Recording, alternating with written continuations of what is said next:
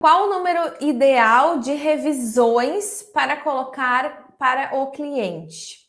Bom, primeira coisa, né? Essas revisões precisam estar em contrato, né? Então, fui lá, fechei um contrato com um cliente, vou iniciar o projeto. Yasmine, né? Quando é que eu vou limitar o cliente ao número de alterações? Devo limitar ele? Não devo limitar?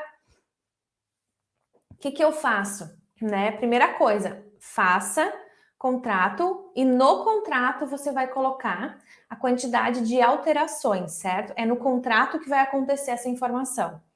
E sim, é fundamental que você limite as alterações, porque caso contrário, você pode aí ficar com um projeto que não vai terminar nunca, né?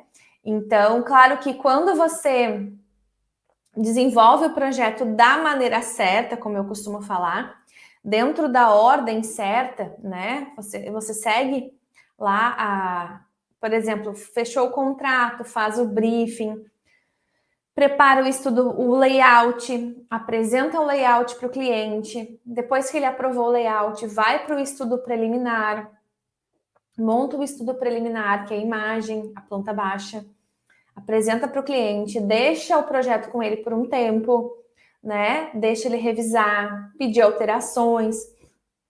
Depois que ele pediu essas alterações, você reapresenta.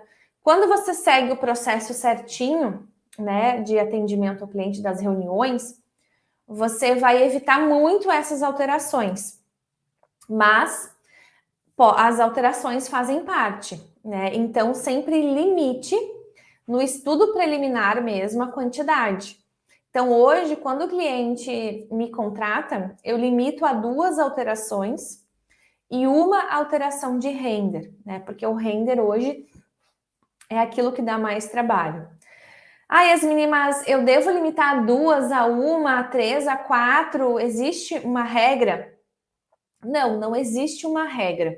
O que é uma regra, que você precisa ter muita clareza, é que as alterações, elas vão fazer parte da somatória de horas que você vai considerar na hora de orçar esse projeto, né? Obviamente que a gente não vai ter certeza absoluta do quanto o cliente vai alterar naquela uma alteração, né? Se você realizar um briefing bem feito, as chances de você não alterar nada ou você alterar muito pouquinho são muito grandes, né? Quando você apresenta um projeto e você precisa alterar ele 100%, alguma coisa está errada, tá?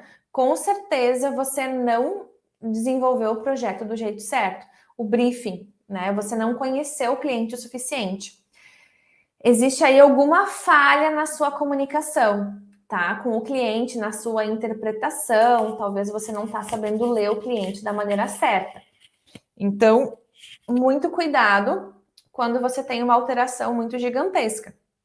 Mas, via de regra, se você fez um briefing da maneira certa, você vai ter pequenos pontos para alterar, né? Então, quando você está orçando esse projeto, que você vai considerar a quantidade de horas, né, que você gasta para fazer esse projeto, você vai considerar algumas horas para essas alterações. Obviamente que você não vai ter certeza de quantas elas são, mas tenta colocar uma folguinha a mais, né, para que você não tenha prejuízo na hora que você finaliza esse projeto, tá? Então, a questão de existe um limite de alteração, não existe, existe uma regra, não. A regra é a sua lucratividade com os seus projetos. Se você não está considerando nenhuma hora para alteração, você já está perdendo dinheiro, né? Se você está considerando algumas horas para uma alteração e você coloca no seu contrato 2 alterações, também você está perdendo dinheiro. Então, essa é a relação